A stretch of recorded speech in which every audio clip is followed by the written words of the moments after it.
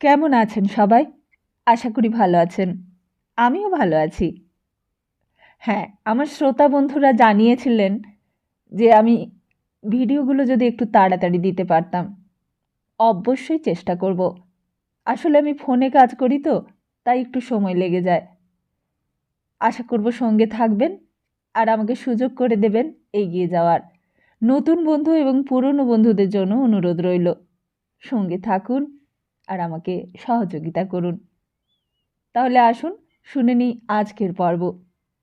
নমস্কার, আমরা শুনছি বিমল মিত্রের লেখা উপন্যাস কড়ি দিয়ে কিনলামের দ্বিতীয় খণ্ড। হ্যাঁ, আরও যে প্রশ্নগুলো ছিল তা হচ্ছে এই গল্প আরও কতদিন চলবে। জানেনই তো এটা বৃহৎ একটি উপন্যাস, এখনও অনেক বাকি। সঙ্গে থাকবেন তো? আশা করি সঙ্গে থাকবেন। না হলে আমি প্রেরণা পাবো কোথা থেকে? আপনাদের কমেন্ট, আপনাদের ভালোবাসা, আপনাদের লাইক আমাকে অবশ্যই এগিয়ে নিয়ে যেতে সাহায্য করবেন। আর আপনারা তো জানেনই এই ধরনের উপন্যাস কত বড় হয়, তাই আমি যদি অনেক ছোট ক্লিপে আনি অনেক বড় হয়ে যাবে, অনেক দিন হয়ে যাবে। যদিও এটা অনেক দিনই চলছে, তবুও আশা করব আপনারা সঙ্গে থাকবেন আর আমাকে এগিয়ে চলার প্রেরণা যোগাবেন। কমেন্টের মাধ্যমে জানান আপনাদের মতামত। তাহলে আসুন শুরু করি আজকের পর্ব।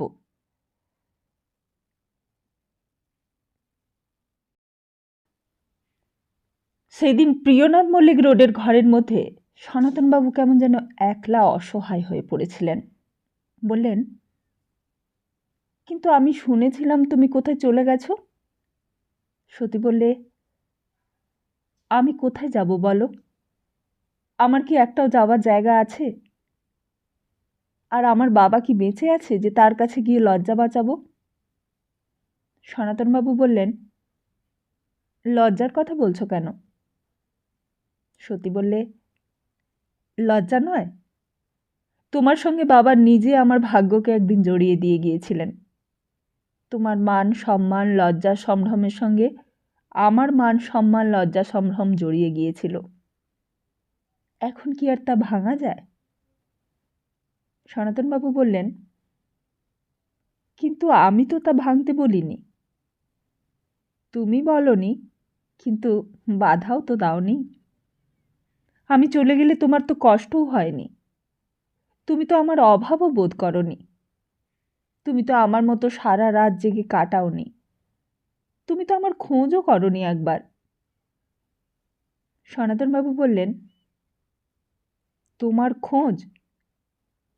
কিন্তু দীপঙ্কর বাবুকে দিয়ে আমি তো তোমার কাছে খবর পাঠিয়েছিলাম, তুমি পাওনি।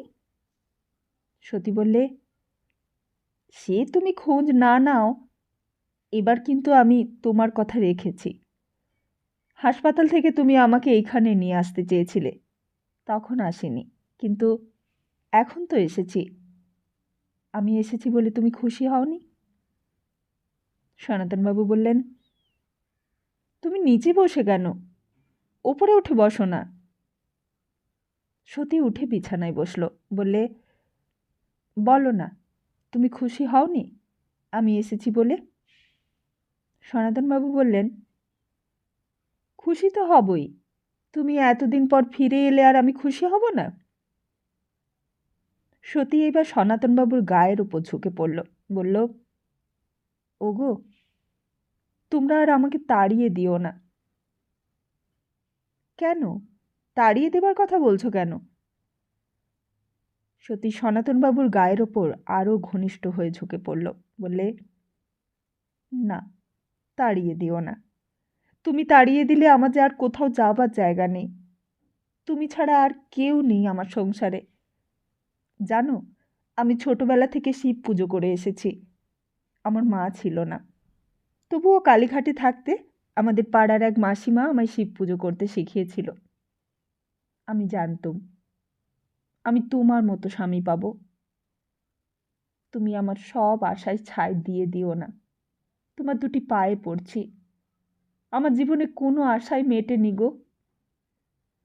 সনাতনবাবু বললেন, কিন্তু কাঁদছো কেন তুমি? কেঁদো না। সতী সনাতনবাবুকে 2 হাতে জড়িয়ে ধরলে। তারপর সনাতনবাবুর বুকের মধ্যে মুখটা গুজে পাগলের মতো মাথা ঘষতে লাগলো। বললে, তোমার উপর আমি অনেক অবিচার করেছি, অনেক অন্যায় করেছি। তোমাদের কষ্ট দিতে গিয়ে আমি নিজেও কত জ্বলে পুড়ে মরেছি। সেই খবর তোমরা তো জানো না। তারপর একটু থেমে আবার বলতে লাগলো, যখন আমার রাগ হয় তখন আমার যে মাথা ঠিক থাকে না গো।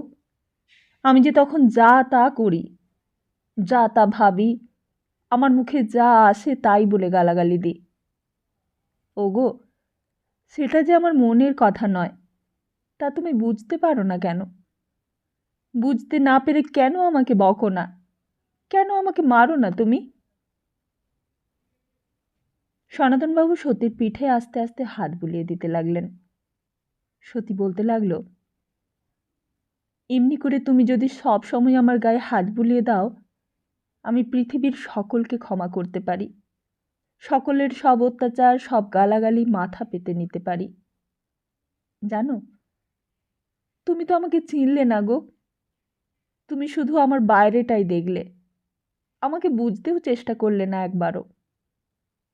কিন্তু তুমি যদি আমাকে না বোঝো, আর কে আমাকে বুঝবে বলো তো? আর কে আছে আমার?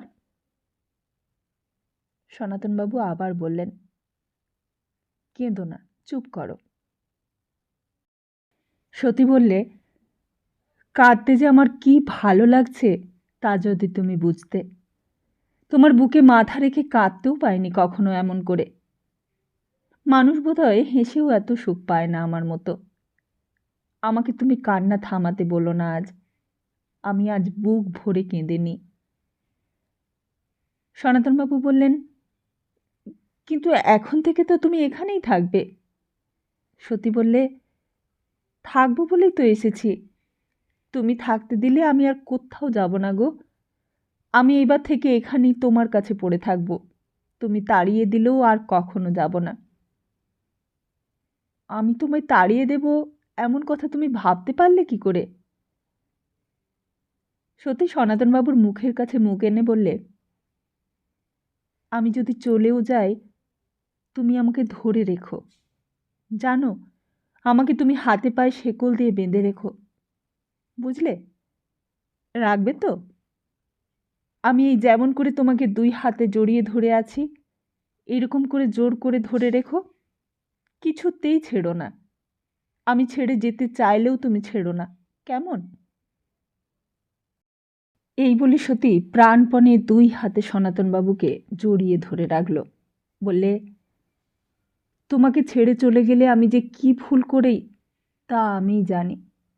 আমি ফ্ল্যাট ভাড়া করে বাইরে রাত কাটিয়েছি। ভেবেছি তুমি হয়তো আমাকে একদিন গিয়ে ধরে নিয়ে আসবে। আমি বেটা ছেলেদের আপিসে গিয়ে চাকরি করেছি। তখনও কতদিন ভেবেছি তুমি আমাকে ধরে নিয়ে এখানে এনে তুলবে। তোমাকে রাগাবার জন্য আমি কত কি করেছি। হিন্দু ঘরের বউ হয়ে যা করা উচিত নয়, আমি তাই করেছি। তবুও আমি তোমাকে এতটুকু ভাবাতে পারিনি, এতটুকু রাগাতে পারিনি। তুমি পাথরের ঠাকুরের মতো নিশ্চল হয়ে থেকেছ। একবার তোমার জানতেও ইচ্ছে হয়নি আমি খেতে পাচ্ছি কিনা, আমি বেঁচে আছি কিনা, আমি কেমন করে আছি, কোথায় আছি, কিভাবে আছি। তারপর হঠাৎ সনাতনবাবুর মুখটা নিজের দিকে টেনে এনে জিজ্ঞেস করলে, আচ্ছা, সত্যি বলো তো, আমার জন্য তুমি একটুও ভাবতে না? বলো না গো। সনাতনবাবু বললেন, ভাবতুম। সত্যি বলছো? ভাবতে? আমার জন্য তোমার ভাবনা হতো? ঠিক আমি যেমন করে তোমার কথা ভাবতুম, তেমনি করে তুমিও ভাবতে? রাতে বিছানায় শুয়ে ঘুমাবার আগে আমার কথা মনে পড়তো? পড়তো। সত্যি মনে পড়তো? হ্যাঁ। সতী সনাতনবাবুর গলাটা আরও জোরে 2 হাতে জড়িয়ে ধরল। বললে, সত্যি বলছো? মনে পড়তো আমার কথা? কখন মনে পড়তো? ঘুমোবার আগে নাকি ঘুম থেকে উঠে, নাকি দিনের বেলা, নাকি সব সময়? সনাতনবাবু কি বলবেন কিছুই বুঝতে পারলেন না। সতী বললে, বলো না গো, আমার বড় জানতে ইচ্ছে করছে। আমি তো সব সময় তোমার কথা ভাবতুম, সকালে বিকেলে সন্ধে, অফিসে কাজ করতে করতে, ঘুমোবার আগে ঘুমোবার পরে, সব সময়। তোমার কখন মনে পড়তো আমার কথা? বলো না গো। সনাতনবাবু কি যেন একটা উত্তর দিতে যাচ্ছিলেন, কিন্তু হঠাৎই বাইরে যেন শম্ভুর গলার আওয়াজ হলো। শম্ভু বাইরে থেকে বললে, দাদাবাবু, মামনি এসেছেন। মামনি শব্দটা যেন ছ্যাঁত করে সতীর বুকে এসে বিঁধল। সঙ্গে সঙ্গে এই সতীর হাত দুটো সনাতনবাবুর গলা থেকে অবশ হয়ে খসে পড়ল। এতক্ষণে সতী যেন ভুলেই গিয়েছিল কোথায় কোন বাড়িতে বসে সে কথা বলছে। এতক্ষণে যেন হঠাৎ সম্বিত ফিরে এলো। এতক্ষণে মনে পড়ল সে লক্ষ্মীদের গড়িয়াহাট লেভেল ক্রসিংয়ের বাড়িতে থাকে।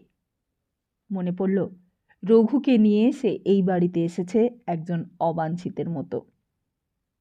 মনে পড়ল তার জন্য রঘু বাইরে দাঁড়িয়ে অপেক্ষা করছে। আরও মনে পড়ল এই বাড়িতে তার ঢোকবার অধিকার সে হারিয়েছে। এই বাড়ির সঙ্গে তার সমস্ত সম্পর্ক চিরকালের মতো ঘুচে গেছে। এক মুহূর্তের মধ্যে সমস্ত পৃথিবী যেন পরিক্রমা করে এলো সতী, সমস্ত জীবনটা। আর সঙ্গে সঙ্গে সনাতনবাবুর ভেজানো দরজাটা হাট করে খুলে গেল।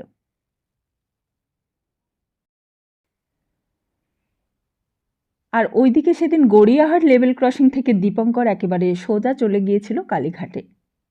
সত্যি দিল্লি চলে যাওয়ার সঙ্গে সঙ্গেই দীপঙ্কর যেন বাইরে মুক্তি পেয়ে গেছে।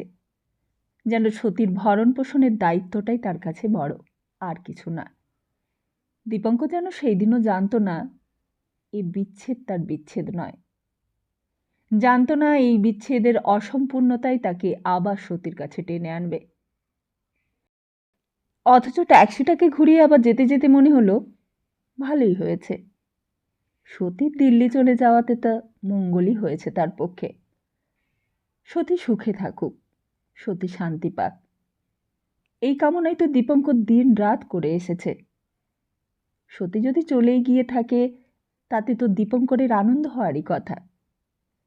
না চলে গিয়ে সে কি করতই বা এখানে? বরং সেইখানে গেলে শান্ত হবে মনটা। সমস্ত কলকাতাটাই যেন বিষিয়ে দিয়েছিল সতীকে। একদিন তার শুভাশুভ ভেবেই বিয়ে দেওয়া হয়েছিল ধনী পরিবারে। যখন সেখানেও সুখ পেলে না, এত চেষ্টা করেও যখন সুখী হলো না সে, তখন সে চলে গিয়েছে, ভালোই করেছে। সতী সেখানেই থাক, সেইখানে গিয়েই সুখী হোক, শান্তি পাক জীবনে। বাঁ দিকে চলো, বাঁ দিকে। ডান দিকে মোড় ঘুরছিল ট্যাক্সিটা, আবার বাঁ দিকে চলতে লাগলো। ঈশ্বর গাঙ্গুলি লেনের ভেতর ঢুকে গাড়িটা ছেড়ে দিলে। ভেতরে আর গাড়ি যাবে না। নেপাল ভট্টাচার্য লেনের ভেতরে যেতে গেলে হেঁটে যেতে হয়। বিকেল হব হব। পাড়ার কলে তখনও জল আসেনি, কিন্তু কলের সামনে অনেক ঘড়া, কলসি, বালতি ঘেঁষাঘেঁষি সাজানো। ঠিক সেই রকমই আছে পাড়াটা, এতটুকু বদলায়নি।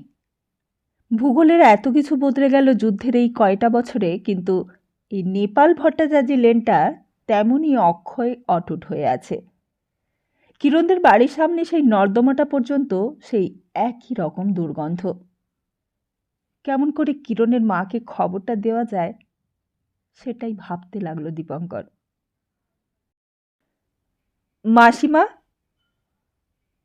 বাড়ির সামনে এত মাস ধরে পুলিশ পাহারাই ছিল, আজ আর তা নেই। তাদের প্রয়োজন ফুরিয়ে গিয়েছে এখন। ব্রিটিশ গভর্নমেন্টের সব ভাবনা চুকেছে। কিরণকে ধরে নিশ্চিত হয়েছে স্যার জন হারবার্ট, নিষ্কণ্টক হয়েছে ইন্ডিয়া। এইবার জাপান আসুক আর অ্যাক্সিস পাওয়ার্সই আসুক, কোনো দুর্ভাবনাই আর নেই। যে যত চাও মিলিটারি কন্ট্যাক্ট দিচ্ছি, চালের, নুনের, কাপড়ের এজেন্সি দিচ্ছি, সেই সব ব্ল্যাক মার্কেট করে লাল হয়ে যাও, কিন্তু ইন্ডিয়ার ফ্রিডম চেয়েও না। ইন্ডিয়ানদের অবস্থা ভালো করতে চেও না, ইন্ডিয়ানদের পেট ভরা খাবার চেও না। তোমরা যে কজন বড়লোক আছো সেই কজনকে আমরা আরও বড়লোক করে দেব। তোমাদের রায় সাহেব, রায় বাহাদুর টাইটেল দেব, এমনকি তোমাদের কাউকে কাউকে নাইটও করে দেব। কিন্তু খবরদার, তার বেশি কিছু চেও না। তা যদি চাও, তোমাদের কিরণ চ্যাটার্জির মতো অবস্থা করে দেব।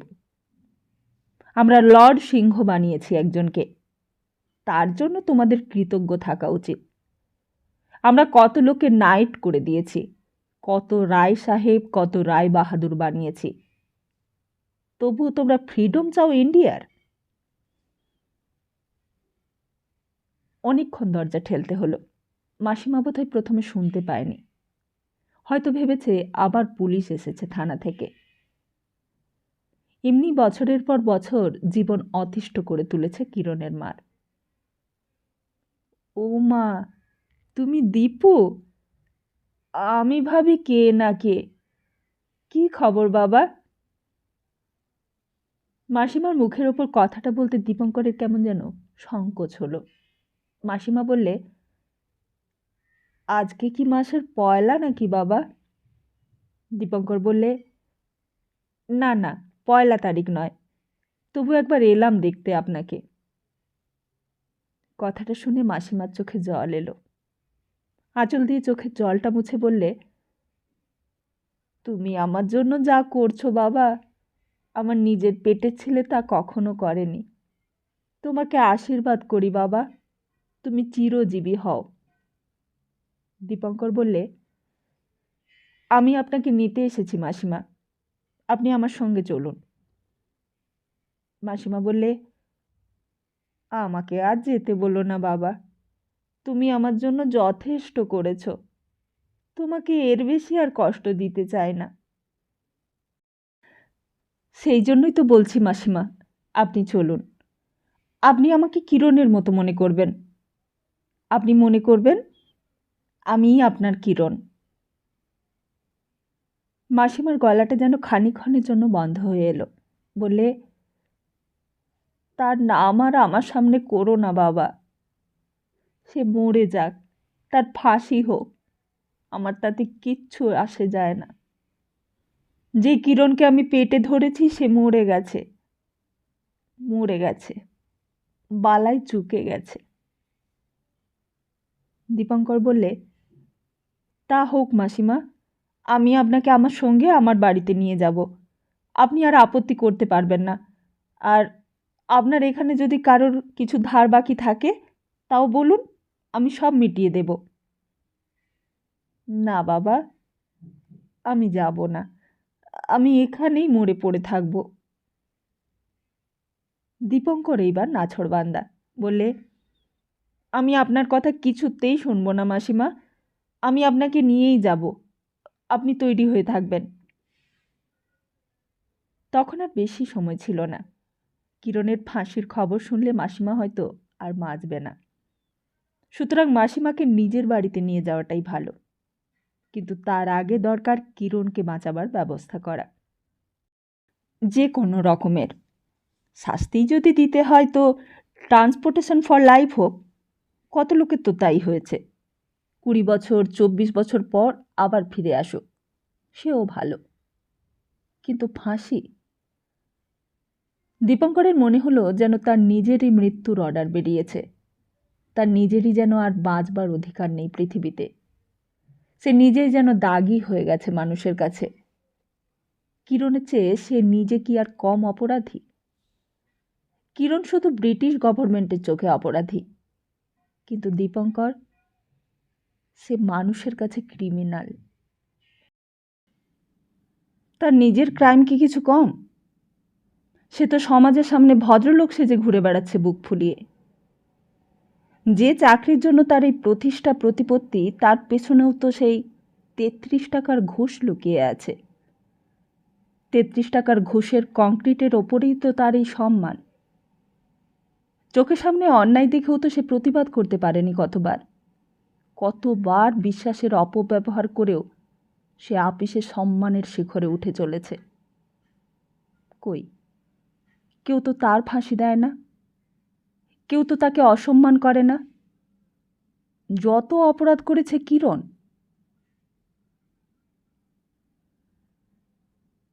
প্রাণমথবাবুর বাড়ির সামনে গিয়ে দরজায় কড়া নাড়তে লাগলো। এমন সময় তো প্রাণমথবাবুর সদর দরজাটা বন্ধ থাকে না। কে? সেই পুরনো চাকরটা দরজাটা খুলে দিলে। দীপঙ্কর জিজ্ঞেস করলে, স্যার কোথায়? বাড়িতে নেই? চাকরটা অবাক হয়ে গেছে। সবাই জানে আর এই বাবুই জানে না। বললে, আপনি কিছু শোনেননি? বাবুকে তো পুলিশে ধরে নিয়ে গেছে। কবে? 3-4 মাস হলো। বাবুকে তো জেলে আটকে রেখেছে। বাবু কোথায় কোন জেলে আছে তাও আমরা জানি না। দীপঙ্কর বললে, কিন্তু আমি তো কোনো খবর পাইনি। তাহলে একবার মামিমাকে ডেকে দাও। চাকরটা বললে, মাও নেই, মাকেও বাবুর সঙ্গে ধরে নিয়ে গেছে। কংগ্রেস অফিসে সব লোককেই ধরেছে একসঙ্গে। ফটিকবাবুও জেলে। কে? ফোঁটা? চাকরটা বললে, হ্যাঁ। সবই যেন শূন্য হয়ে গিয়েছিল সেই দিন দীপঙ্করের চোখে। সতী নেই, প্রাণমথবাবু নেই, কিরণ নেই, লক্ষ্মীদি নেই, সমস্তই যেন ফাঁকা হয়ে গিয়েছিল। সেই বিকেলবেলা কালীঘাটে দাঁড়িয়ে দীপঙ্করের মনে হয়েছিল সব যেন নিঃশেষ হয়ে গেছে তার। প্রাণমথবাবুর বাড়ির দরজা থেকে সেদিন সোজা একটা কথাও না বলে সে চলে এসেছিল। এবার কার কাছে যাবে সে? কাকে নিয়ে সে পৃথিবীতে বাঁচবে? কেউ নেই, কেউ নেই। শুধু আপিসটা থাকলেও থাকতে পারে, আর আপিসটা চলে গেলেও যেন তার আর কোনো দুঃখ হবে না। কিরে, দীপু না? একটা গাড়ির ভেতর থেকে আওয়াজ আসতেই দীপঙ্কর ফিরে দেখলে ছিটে। গাড়িটা দাঁড়িয়ে গেছে তাকে দেখে। দীপঙ্কর বললে, এই দিকে এসেছিলাম একটা কাজে। তুমি কোথায় যাচ্ছ? ছিটে বললে, ওই বাড়ির দিকেই যাচ্ছিলাম, তোদের আপিস থেকেই ফিরছি। শালারা একটা ওয়াগন দিলে না, কদিন ধরেই হাঁটাহাঁটি করছি। শুনলাম তোকেও নাকি মিস্টার ঘোষালের মতো পুলিশে ধরেছিল। কি হয়েছিল রে? ঘুষ নিয়েছিলি? তারপর দরজা খুলে দিয়ে বললে, আয় ভেতরে উঠে আয়। দীপঙ্করকে জোর করে গাড়িতে তুলে নিয়ে বলতে লাগলো, বেশ করেছিস তুই ঘুষ নিয়েছিস। ঘুষ না নিলে কেউ বাঁচে আজকালকার বাজারে? ও পুলিশে কিচ্ছু করতে পারবে না। যতগুলো ঘুষের কেস হচ্ছে সবগুলোই তো ছাড়া পেয়ে যাচ্ছে। স্পেশাল ট্রাইব্যুনাল বসিয়েছে, তাতেও ফসকা। আরে আজকাল যে জজ ম্যাজিস্ট্রেটরাও ঘুষ খাচ্ছে, তা ছাড়া পাবে না? নইলে তাদের চলবে কি করে বল? গাড়ি চলছিল ঈশ্বর গাঙ্গুলি লেনের দিকে। ছিটে বলতে লাগলো, এই দেখ না, গভর্নমেন্ট পেট্রোল রেশনিং করছে। পেট্রোল কমিয়ে দিয়ে কী লাভটা হলো শুনি? আমি একটা ভাঙা মোটর কিনেছি, সেটা চলেই না। সেই গাড়ির নাম করে পেট্রোল পাচ্ছি। 2খানা গাড়ির পেট্রোলে একটা গাড়ি চালাচ্ছি। এতে কার ফায়দা হচ্ছে শুনি? ওরাও যত প্যাঁচ দেবে, আমরাও তত প্যাঁচ দিতে জানি। দীপঙ্কর হঠাৎ বললে, আমাকে এখন ছেড়ে দাও ভাই, আমি নেমে যাই। কেন রে? চল না, আমাদের বাড়ি চল। ফোঁটা তো জেলে গেছে, শুনেছিস তো? ফোঁটার এখন খুব নাম হয়েছে জানিস। জেল খাটতে তো আমাদের কোনো কষ্ট নেই, সেই ছোটবেলা থেকে আমরা জেল খেটে আসছি। তখন ছিল 3rd ক্লাস বন্দি, আর এখন কংগ্রেসের ভাইস প্রেসিডেন্ট বলে 1st ক্লাস বন্দোবস্ত। প্রাণমথবাবুরও তাই। এখন তার জেল খাটতে লজ্জা নেই। গান্ধী, নেহেরু, আবুল কালাম আজাদ, ফোঁটা, কেউ জেল খাটতে আর পেছ পা নয়। ততক্ষণে বাড়ি এসে গিয়েছিল অঘোর সৌধ। আগে ঈশ্বর গাঙ্গুলি লেনে গাড়ি বাস কিছুই ঢুকত না। লক্ষ্মীদি, সতী সবাই নেপাল ভট্টাচার্যের স্ট্রিটে গিয়ে কলেজের বাসে উঠত। এখন অঘর সৌধ পর্যন্ত গাড়ি চলে আসে। ছিটের গাড়ি একেবারে বাড়ির উঠোনের গ্যারেজের সামনে গিয়ে উঠল। বহুদিন পর আবার এই 19-1 ঈশ্বর গাঙ্গুলি লেনের বাড়িতে ঢোকা হলো। দীপঙ্কর দেখলে সমস্ত কিছুই বদলে গেছে। বাইরেটাও যেমন বদলেছে, ভেতরটাও তেমন বদলেছে। যেই ঘরে দীপঙ্কর থাকতো সেই ঘরটার কোনো চিহ্ন নেই কোথাও। যেই পাঁচিল টপকে বাড়ির মধ্যে ছিটে ফোঁটারা ঢুকত, সেই পাঁচিলটাও অদৃশ্য হয়ে গেছে। সেই কাঁঠাল গাছটাও কোথাও নেই। যেই ঘরে চুন্নুনি থাকতো, তাও যেন ভূমিসাৎ হয়ে গেছে। যুগ বদলাবার সঙ্গে সঙ্গে যেন স্মৃতিগুলোকেও কেউ মাটি থেকে উপড়ে ফেলে দিয়েছে। চারিদিকে চেয়ে অবাক হয়ে দেখছিল দীপঙ্কর। ছিটে টেনে নিয়ে গেল বাড়ির ভেতরে। বাবুকে দেখে চাকর বাকর ছোটাছুটি শুরু করে দিলে। বেশ হাঁক ডাক পড়ে গেল চারিদিকে। যে বাড়িতে একদিন অঘোর দাদুর অগোচরের নিঃশব্দে টিপি টিপি পায়ে ঢুকতে হতো, আজ সেইখানে বুক ফুলিয়ে ঢুকছে। এও কি কম বিপ্লব? এর চেয়েও বড় বিপ্লব কি ভাবা যায়? পৃথিবীর ম্যাপেও তো এত বড় রঙের কোনোদিন বদল হয়নি। হিটলার যা পারেনি, ছিটে ফোঁটা যেন তাই করে ফেলেছে রাতারাতি। কি খাবি বল? শ্যাম্পেন ছাড়া আর সব কিছু দিতে পারি।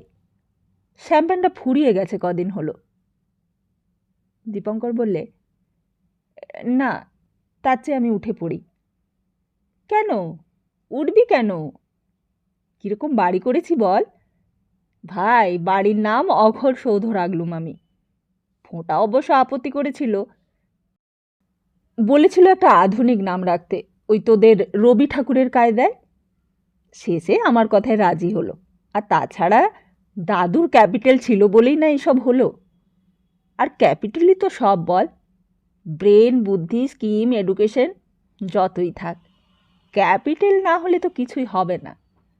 সেই অঘোর দাদুই তো ক্যাপিটাল সাপ্লাই করলে। তাই বুড়োর নামেই শেষ পর্যন্ত বাড়িটার নাম দিলুম। কি বল, ভালো করিনি? অদ্ভুত সব কথা শোনাতে লাগলো ছিটে।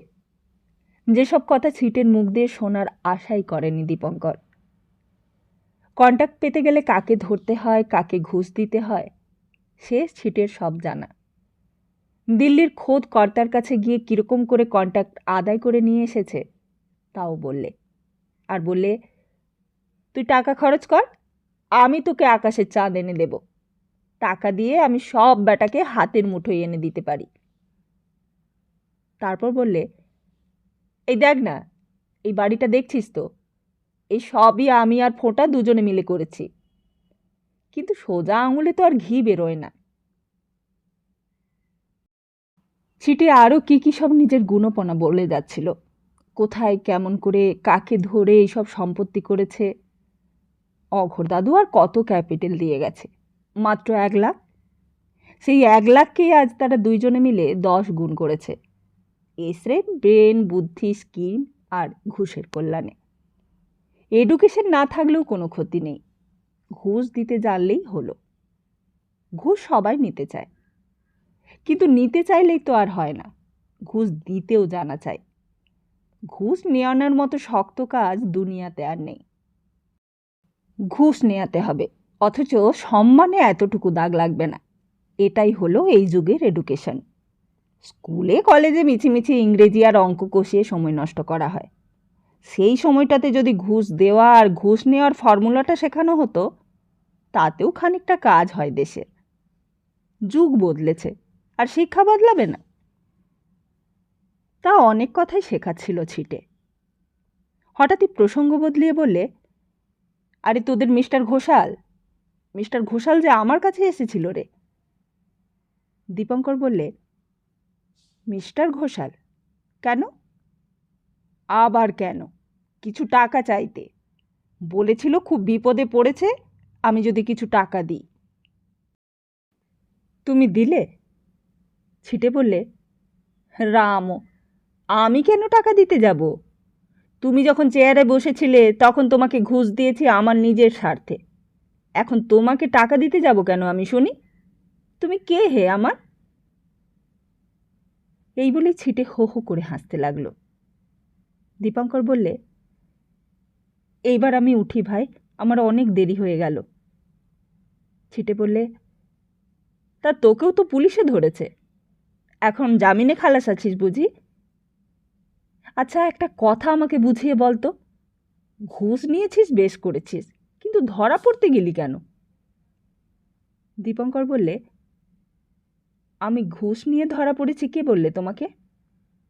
কেন, তোদের আপিসেই তো শুনে এলুম, তোদের আপিসে সব লোক বললে। আমি মনে মনে বললুম দীপু বাপের বেটা, তাই ঘুষ নিয়েছে, কিন্তু বোকার মতো ধরা পড়তে গেল কেন? যেই দেখলি পুলিশ ঘরে ঢুকেছে অমনি নোটগুলো মুখে পুরে গিলে ফেলতে পারলি না?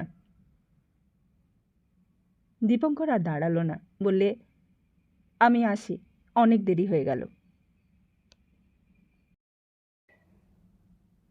সেই দিন একই গাড়িতে অনেকগুলো লোক আসছিল। তা নদিদির গাড়িটা বেশ বড়।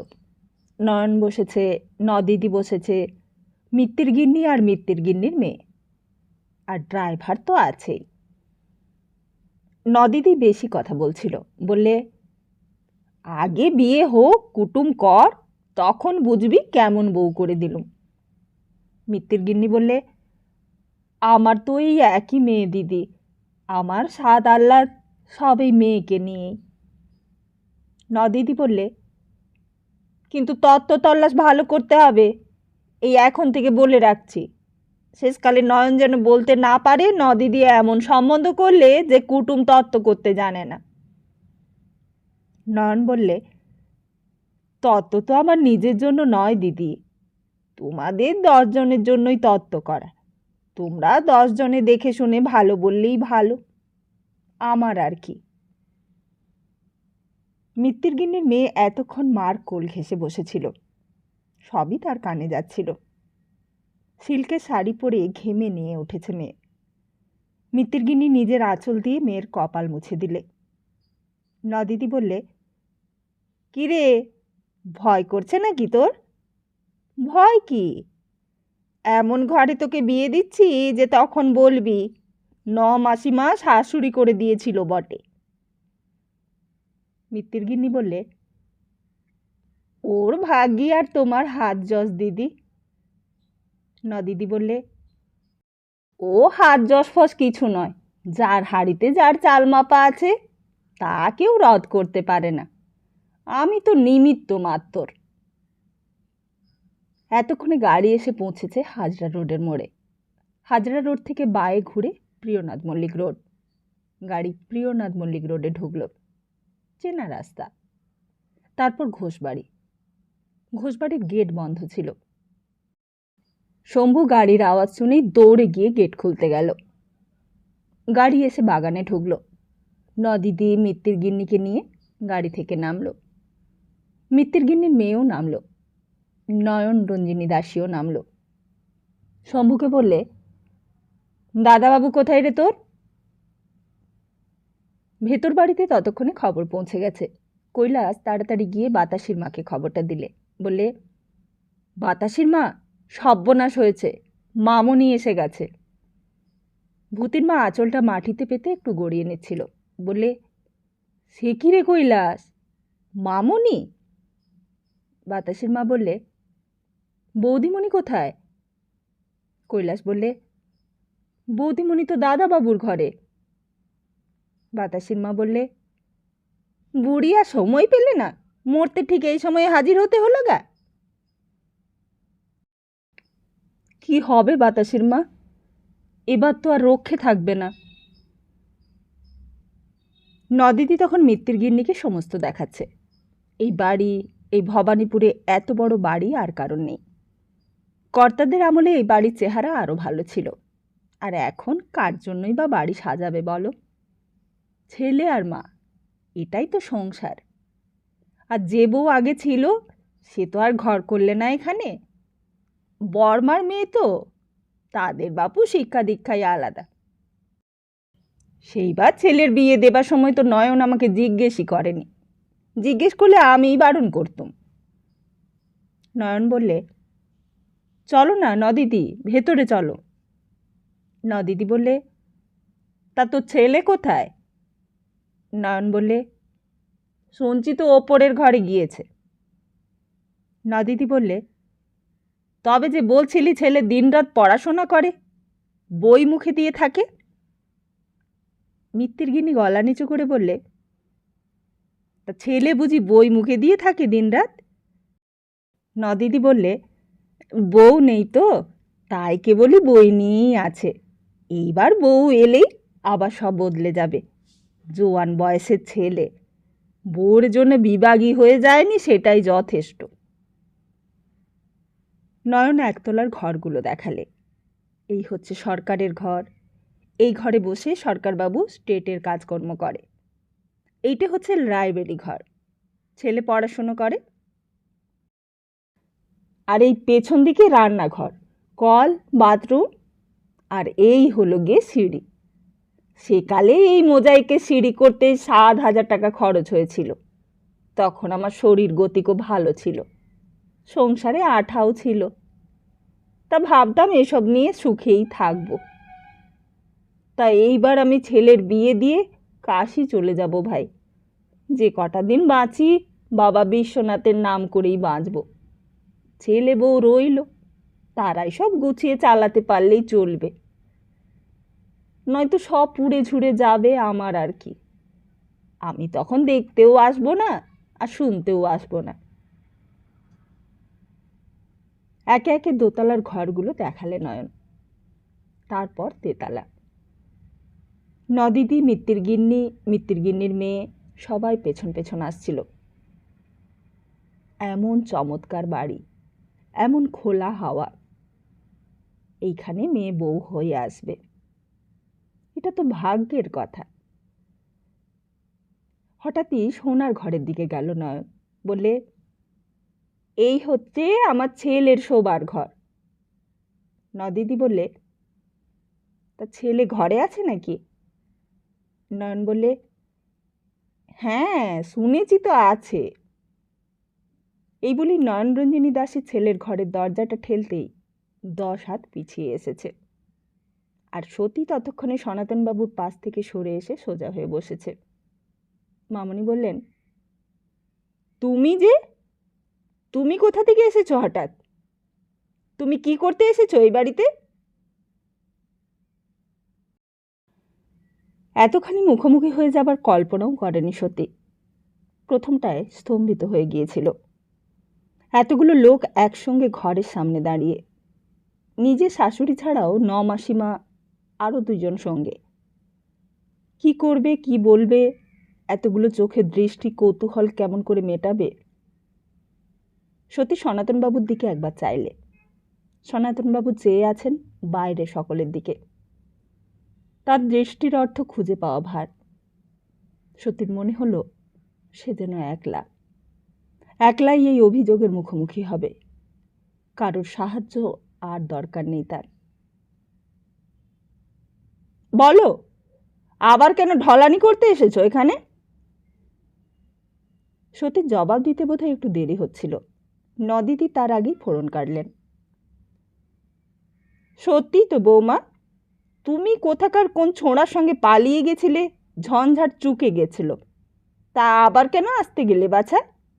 এই সংসারে কি আর তোমার ঢোকা উচিত ছিল? এ হলো গেরস্ত বাড়ি, তা কাজটা কি তুমি ভালো করলে বাছা? মামনিও তালে তাল মিলিয়ে বলতে লাগলেন, বাড়ি থেকে আমি একটু বেরিয়েছি আর সেই ফাঁকে তুমি ঢুকে পড়েছ? তোমার আক্কেল তো খুব। নদিদি বললে, তককে তককে ছিল বোধহয়, যে শাশুড়ি যেই বেরোবে অমনি ঢুকে পড়ব। অনেক মেয়ে মানুষ দেখেছি বৌমা, আমার নিজেরও মেয়ে বউ আছে, আমিও বেটা বউকে নিয়ে ঘর করি, কিন্তু এমনটা তো কখনো দেখিনি গা। মামনি বললেন, তবে আর বলছি কি নদিদি, সাধে কি আর আমার এমন উড়নচণ্ডী দশা হয়েছে? এই বউ আসার পর থেকেই আকাল পড়েছে আমার সংসারে। তুমি তো জানো কি ছিল আর কি ছিল না আমার। মিত্তির গিন্নি ঘোমটা দিয়ে একপাশে দাঁড়িয়ে শুনছিল আর ঘোমটার ফাঁক দিয়ে সব দেখছিল। পাশে জোড়োসোড়ো হয়ে দাঁড়িয়েছিল তার মেয়ে। লীলা রানী দাসী। মেয়ে আর কৌতূহল দমন করতে পারলে না, চুপি চুপি মার কানের কাছে মুখ রেখে জিজ্ঞেস করলে, ও কে মা? কাদের বাড়ির? মিত্তির গিন্নি চাপা গলায় ঝংকার দিয়ে উঠল, তুমি চুপ করো, অমন হাঁ করে দেখতে নেই ওদিকে। কিন্তু ওকে বকছে কেন মা সবাই? মিত্তির গিন্নি মেয়ের হাতটা টিপে দিয়ে বললে, আবার কথা বলে, তুমি আমার পেছনে এসো। তারপর মিত্তির গিন্নি নদিদির কাজ ঘেঁষে দাঁড়ালো। ইচ্ছে ছিল নদিদিকে জিজ্ঞেস করবে, এ কি সেই বউ নাকি? কিন্তু তার আগেই নদিদি সামনে এগিয়ে গেছে, বললে, ওসব কথা এখন থাক বৌমা, তুমি এখন যাও। আমার বোন ভালো মানুষ শাশুড়ি, তাই জো পেয়েছিলে। পড়তে আমার হাতে মা, তো তোমার দাঁতের গোড়া আমি ভেঙে দিতুম। যাও বৌমা যাও, ভালো মানুষের মতো বলছি, তুমি এখন বিদেয়ী হও, আপদে শান্তি হোক। মামনি এতক্ষণ নদিদির জোরে জোর করছিলেন, কিন্তু নদিদিকেও যেন নির্ভর করতে পারলেন না আর। মনে হলো নদিদিও যেন হেরে যাচ্ছে। বললেন, কথা বলছো না কেন? ভেবেছো বোবার কোনো শত্রু নেই? মুখে কথা না বেরোয় তো বেরিয়ে যাও আমার বাড়ি থেকে, যাও। নদিদি তখন অন্য পন্থা ধরলে। সনাতনবাবুর দিকে চেয়ে বললে, তা বাবা শোনা, তুমি বাবা এই ঘর থেকে একটু বেরিয়ে যাও তো, তুমি থাকলে তোমার বউকে সাহায্য করা যাবে না। এতক্ষণে সনাতনবাবুর মুখ দিয়ে কথা বেরোলো। বললে, তা সায়স্তা নাইবা করলে নমাসিমা, না হয় ক্ষমাই করলে তোমাদের বৌমাকে। কি বললে? মামুনি আর সহ্য করতে পারলেন না, বললেন, কি বললে সোনা? ওই বউকে আমি খোসামত করব? নদিদি বললে, তুমি বিবেচক ছেলে হয়ে এই কথা বলছো বাবা?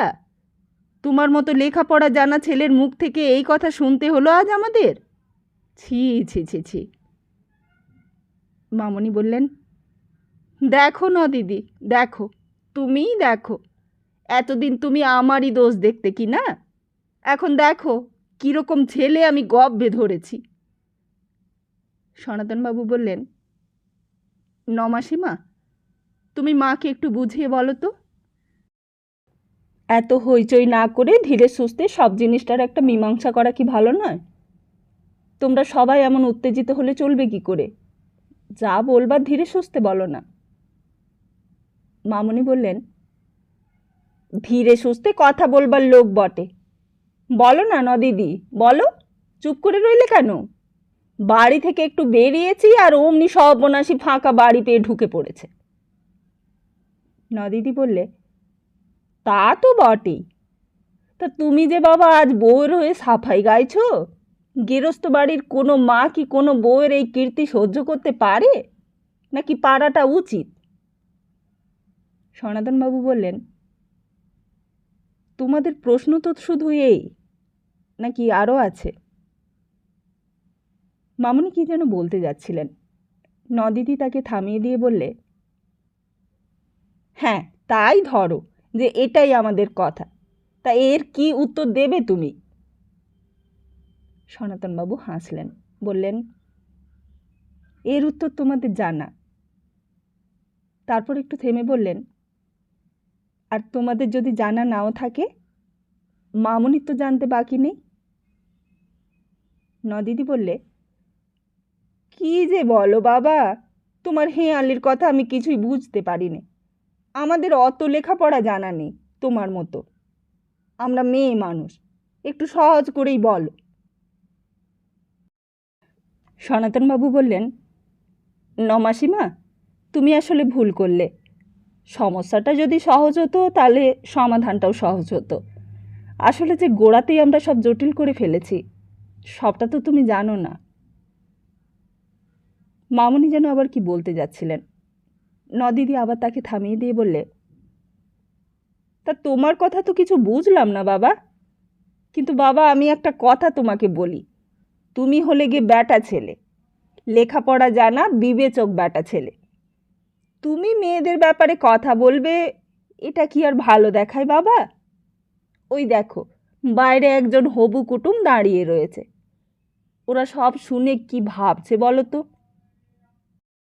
তোমার বাপ পিতামহরাও তো আগে একদিন ঘর সংসার করেছেন, তারা তো কখনো এইসব মেয়েলি ব্যাপারের মধ্যে থাকতেন না।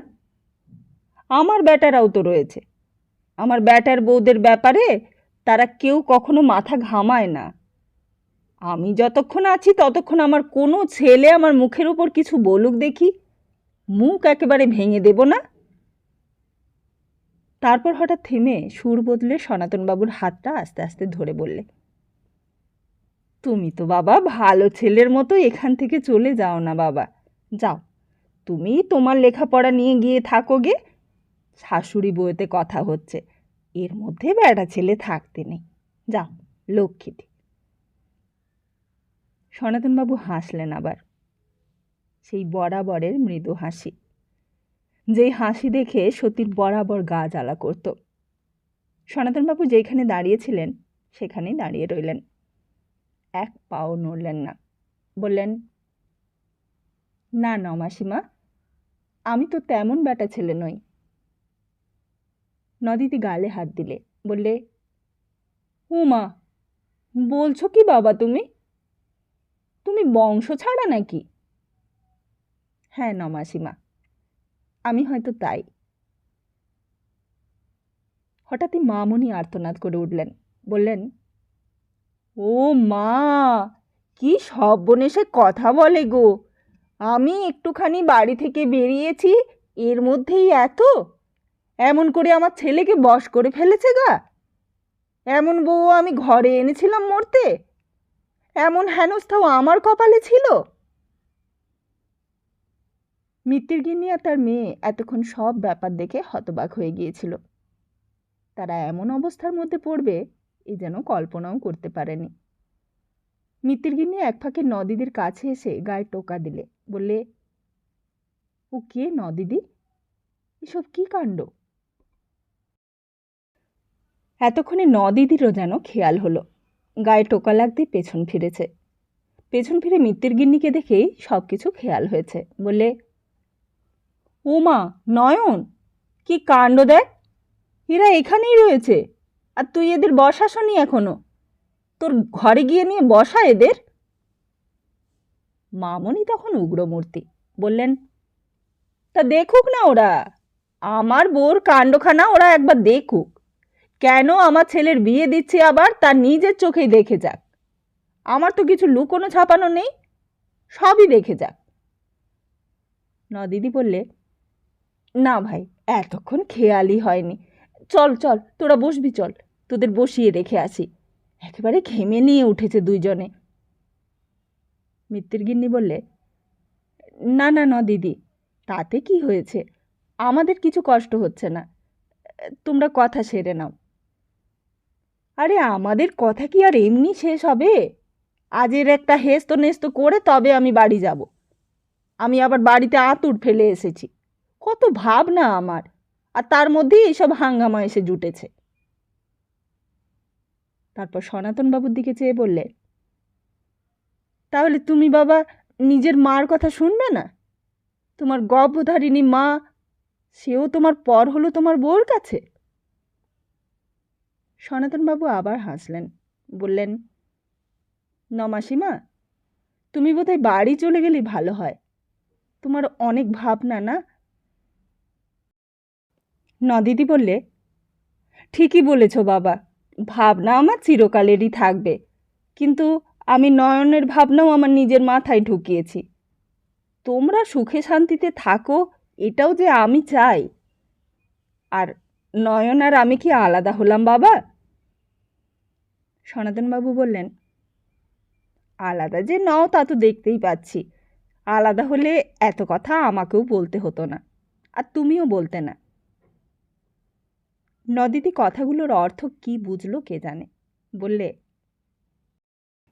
তা তো বটেই বাবা, তোমাকে তো বরাবর মুখচোরা লাজুক ছেলে বলেই জানতুম। তোমার ওই ব্যবহার দেখে আমিও তো অবাক হয়ে গেছি।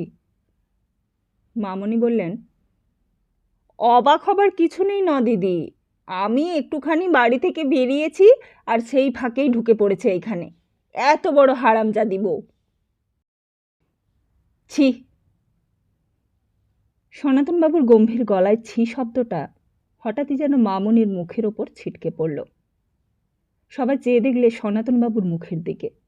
সনাতনবাবুর মুখের সেই হাসিটা যেন এতক্ষণে মুখ থেকে অন্তর্ধান হয়েছে। ব্যঙ্গ নয়, তিরস্কার নয়, প্রতিবাদও নয়, এমনকি বিদ্রোহও নয়, আসলে কিছুই নয়। একটি সহজ সরল ছি চিৎকার যেন এতদিনকার সব অভিযোগ অনুযোগের একমাত্র প্রতিষেধক হয়ে সকলের কানে গিয়ে খট করে বাজল। এতদিন যেন এই লোকটাকে কেউ চিনতে পারেনি। সেই চিরদিনের বই মুখে দেয়া মানুষটার অন্তরে যে এতখানি ধিক্কার জমা হয়ে থাকতে পারে তাও যেন কেউই কল্পনা করতে পারেনি। যেন আজ সবাই নতুন করে আবিষ্কার করলে সনাতনবাবুকে। সনাতনবাবু বলতে লাগলেন, শ্রদ্ধা দিয়ে যে মানুষকে জয় করা যায়, ভালোবাসা দিয়ে যে মানুষকে আকর্ষণ করা যায়, তোমরা সেই সামান্য কথাটা ভুলে গেছো ন মাসিমা। মামনি কিন্তু এক মুহূর্তে সামলে নিয়েছিলেন। বললেন, তা এতই যদি তোমার বউয়ের ওপর দরদ, তাই এই বাড়িতে তুমিও থাকতে পারবে না, এও আমি বলে রাখছি। এটা আমার বাড়ি, আমার শ্বশুরের ভিটে। নদিদি মামনির মুখে হাত চাপা দিলে, বললে, তুই থাম তো নয়ন, কাকে কি বলছিস রাগের মাথায়? তার কোনো ঠিক নেই। দেখছিস বাইরের লোক রয়েছে। কেন বলবো না শুনি? আমি কি ছেলের ভাত খাই নাকি ছেলের পরি? আমার নিজের ছেলে, যাকে আমি বুকে পিঠে করে মানুষ করেছি, সেই ছেলে আমাকে উপদেশ দিতে আসবে? এত বড় বুকের পাটা? নদিদি আবার মুখে হাত চাপা দিতে গেল, বলে, তুই থাম নয়ন। মামনি নদিদির হাতটা সরিয়ে দিয়ে বললে, না, কেন থামবো আমি? আমার বউ বেশ্যা হয়ে বেরিয়ে যাবে পাড়া ছোড়ার সঙ্গে? সতী এতক্ষণ দাঁড়িয়েছিল কোনো রকমের, থরথর করে কাঁপছিল। তার দিকে এতক্ষণ কারোর নজর ছিল না। হঠাৎ আর সহ্য হলো না, সে টলে পড়ে যাচ্ছিল। সনাতনবাবু তাকে ধরে ফেললেন। অমনি মূর্ছ গেল, অমনি মূর্ছ যেতে আমরাও জানি গো, আমরাও জানি। বেহায়াপনা করার সময় তখন তো ঘোমটা ঠিক থাকে না, আর সত্যি কথা শুনে মূর্ছ যাবার ঢংটা খুব শিখেছে। ঢং দেখলে গা জ্বলে যায়। সনাতনবাবু এর একটা উত্তর দিতে যাচ্ছিলেন, কিন্তু হঠাৎ শম্ভু ঘরে ঢুকল। একেবারে সকলের ভিড় কাটিয়ে মামনির সামনে এসে বললে, মামনি, দারোগাবাবু এসেছে। দারোগাবাবু? কে দারোগাবাবু? আগে ভবানীপুর থানার দারোগাবাবু। আগে ওই অনেক দিন আগে কয়েকবার এসেছিলেন এই বাড়িতে, সেই তিনি। মামনি ভেবে কিছুই ঠিক করতে পারলেন না। বললেন, দারোগাবাবু আবার কে আসবে আমার কাছে? ভবানীপুরের দারোগাবাবু এই বাড়িতে কি করতে এসেছে? তবু জিজ্ঞেস করলেন শম্ভুকে, কাকে ডাকছে? আমাকে? হ্যাঁ মামনি, আপনাকে ডাকতে বললেন। সঙ্গে পুলিশ কনস্টেবল আছে 2 জন। নয়নরঞ্জিনী দাসী একটু ভেবে নিলেন, তার কাছে পুলিশ কি জন্য আসতে পারে। বললেন, তুই যা, গিয়ে সরকারবাবুর ঘরে বসতে বল, আমি আসছি। শম্ভু চলে গেল। সিঁড়ির মাথায় বাতাসির মা, ভূতির মা, কৈলাস সবাই দাঁড়িয়ে এতক্ষণ মজা দেখছিল। এতক্ষণ তারা আর কৌতূহল চাপতে পারেনি। সবাই জানতে চায় এইবার কি হয়। এতদিন পর বৌদিমণি এসেছে, মামনিও এসে পড়েছে, এইবার একটা কিছু ফাটাফাটি হবেই। ভূতির মা বললে, তা ঠিক এই সময়ে কি পুলিশকে আসতে হয় বাছা? আর একটু দেরি সইল না গো? বাতাসের মা মুখ ঝামটা দিয়ে বললে, তুই চুপ কর তো ভূতির মা, মাগি শুনতে পাবে আবার। ভূতির মা এমনিতেই ভীতু মানুষ, বললে, তা শুনলে আর কি করবে মাগি? তাড়িয়ে তো আর দিতে পারবে না। লাথি ঝাঁটা যাই মারুক আর যাই করুক, এমন গতর কাটা মিনে মাইনের ঝি আর পাবে? তবে বকবক কর তুই, আমি এখান থেকে চললুম। কিন্তু মামুনি ততক্ষণে সিঁড়ির দিকে আসছে। হুড়মুড় করে নেমে গেল বাতাসের মা, ভূতির মা কৈলাস। তারাও আস্তে আস্তে সরে পড়েছে। সতী তখনও সনাতনবাবুর গায়ে হেলান দিয়ে মুখ লুকিয়েছিল। মামনি হঠাৎ বাধা পেয়ে নদিদিকে বললে, তুমি তাহলে এই দিকটা সামলাও নদিদি, দেখি ওদিকে আবার থানার দারোগা কেন এসেছে। নদিদিও পুলিশ দারোগার নাম শুনে একটু অবাক হয়ে গিয়েছিল। বললে, তা পুলিশ দারোগা আবার তোর কাছে কেন এলো নয়ন? কে কি করলো আবার? মামনি বললে, আমার কি আর একটা জ্বালা নদিদি, আমার শতেক জ্বালা, আমার শতেক জ্বালা। সেই উকিল ব্যারিস্টারের মামলা নিয়ে তো আমি নাজেহাল হবার জোগাড়, বোধহয় সেই ব্যাপারেই এসেছে। আমার সঙ্গে আবার দারোগার আর কি সম্পর্ক থাকবে বলো? তা তুমি সামলে রেখো দিদি, আমি চলি। মিত্তির গিন্নি এই বাড়িতে নতুন মানুষ একেবারে। এই রকম ঝামেলায় জড়িয়ে পড়বে জানলে তাহলে আর আসতো না। একদিকে শাশুড়ি বউয়ের ঝগড়া, আর একদিকে দারোগা পুলিশ। সমস্তটাই যেন কেমন বেনিয়মে সংসার বলে মনে হলো। নদিদির কাছে এগিয়ে এসে বললে, পুলিশ দারোগা আবার কিসের নদিদি? নদিদি বললে, ও কিছু না, ওই বিষয় সম্পত্তি নিয়ে সংসার করতে গেলে পুলিশ দারোগা উকিল মোক্তার এরা ছাড়া কি আর চলে বাছা? তোকে বরং পাশের ঘরে বসিয়ে রেখে আসি, দেখ দেখিনি আনন্দ করতে এসে কি ঝঞ্ঝাটের মধ্যে পড়ে গেলুম। এই বলে মিত্তির গিন্নিকে পাশের ঘরে রেখে আসতে গেল নদিদি। সনাতনবাবু সতীর কপালে মাথায় হাত বুলিয়ে দেখলেন। মনে হলো যেন তার জ্বর এসেছে। আস্তে আস্তে সতীর মুখের কাছে নিচু হয়ে বললেন, তুমি একটু বিছানায় শুয়ে পড়ো। সরকারবাবুর কাছারি ঘরে ভবানীপুরের থানার দারোগা বসেছিলেন। কনস্টেবল দুইজন বাইরের বারান্দায় দাঁড়িয়েছিল, তাদের হাতে ফাইলপত্র। মামুনি হন্তদন্ত হয়ে নেমে আসতেই দারোগাবাবু উঠে দাঁড়ালেন। বললেন, আপনাকে একটু বিরক্ত করলুম মিসেস ঘোষ, আমি সেই মিস্টার পালিতের কেসের জন্য এসেছিলাম। আপনার মিস্টার পালিত ধরা পড়েছেন। ধরা পড়েছে? তাহলে টাকাগুলো সব পাওয়া যাবে? দারোগা সাহেব বাঙালি ভদ্রলোক, খাকি কোট প্যান্ট, ক্রস বেল্ট আটা। একটু হাসলেন, বললেন,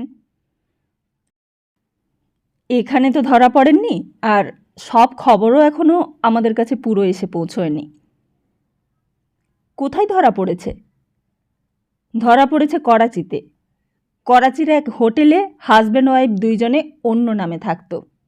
সব জায়গাতেই ওই ওয়ার পাঠানো হয়েছিল। এই বছর সব জায়গা থেকে আমাদের কাছে রিপোর্ট এসেছিল। নো ট্রেস, কোনো সন্ধান নেই। হঠাৎই কদিন আগে করাচি থেকে খবর এসেছে মিস্টার পালিতকে পাওয়া গেছে। আমি নিজেই সেখানে গিয়েছিলাম ইনভেস্টিগেশন করতে। আমাদের ফটোগ্রাফের সঙ্গে হুবহু মিলে গেল। এখন আন্ডার অ্যারেস্ট।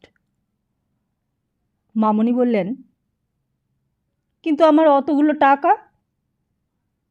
টাকার কথা পরে, আগে আইডেন্টিফিকেশনটা তো হবে, তবে তো। কিন্তু তুমি জিজ্ঞেস করলে না কেন বাবা, যে নয়নরঞ্জিনী দাসীর অতগুলো টাকা মেরে যে পালিয়ে এলে তার কি করলে? সেই টাকাগুলো কবে ফেরত দিবে?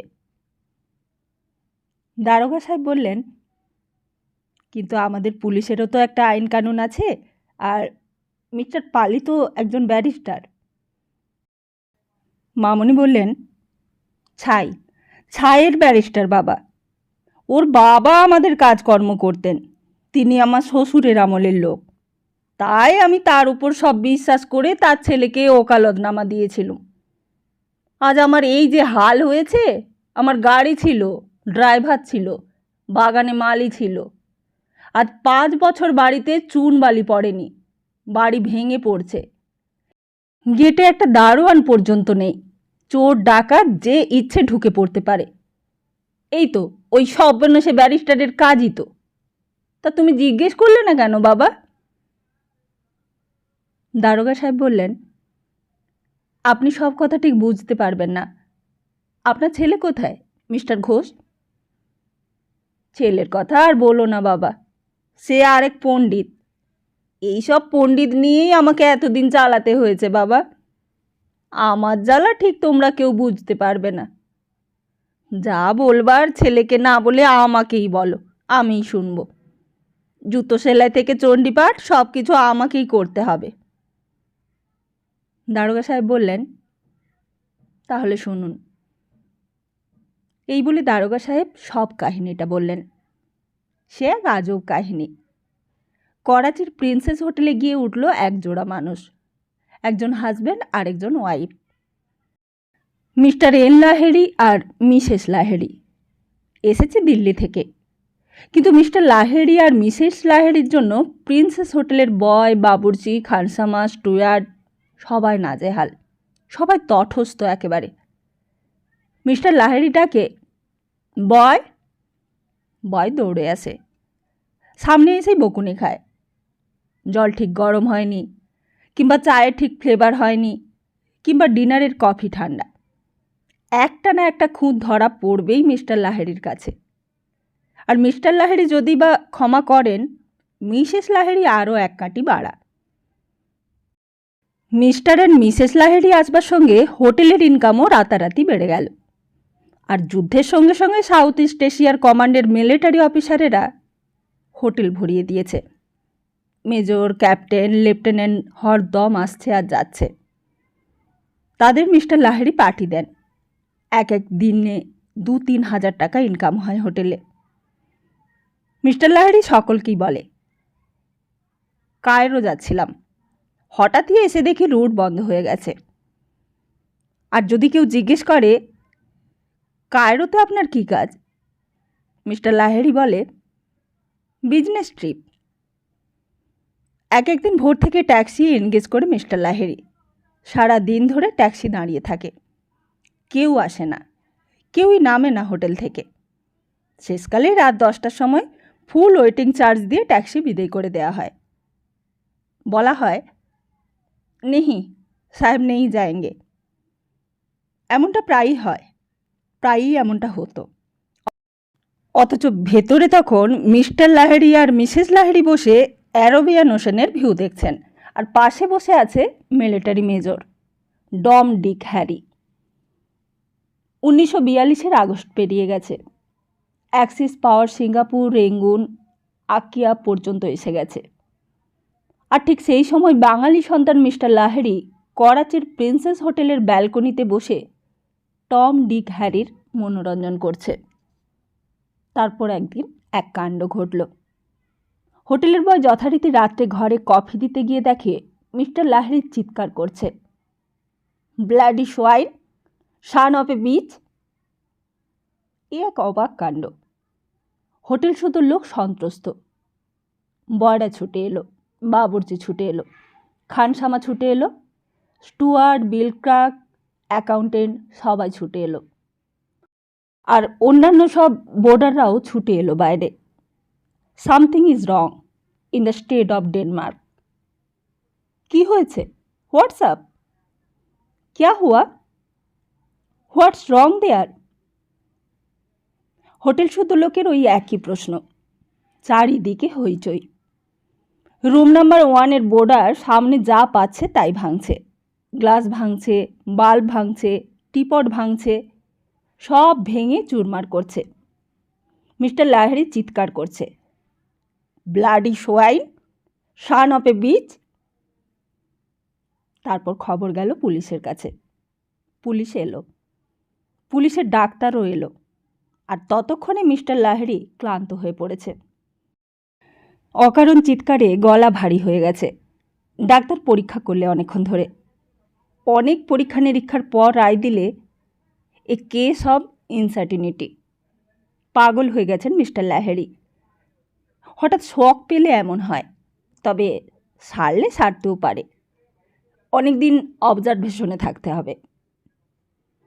কিন্তু আশ্চর্য এই যে মিসেস লাহেরিকে আর সেই দিন থেকে পাওয়া গেল না কোথাও।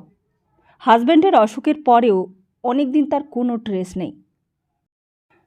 খবর পাওয়া গেল ঘটনার আগের দিন মিসেস লাহিড়িকে সাউথ ইস্ট এশিয়ার কমান্ডের আমেরিকার মেজর ওয়াটকিন্সের সঙ্গে দেখা গিয়েছিল। মেজর ওয়াটকিন্স ফ্লাই করে চলে গেছেন সেই দিন। তার সঙ্গে মিসেস লাহিড়িকে দেখা গেছে কিনা তা কেউই জানে না। তাহলে আজকের মতো এখানেই শেষ করি। খুব তাড়াতাড়ি ফিরছি আগামী পর্ব নিয়ে। জানতে হবে তো মিস্টার পালিতের সঙ্গে আসলে কি ঘটেছিল। হ্যাঁ, সেটা জানার জন্য তাহলে অপেক্ষা করুন। খুব তাড়াতাড়ি ফিরছি। নমস্কার, সবাই ভালো থাকুন।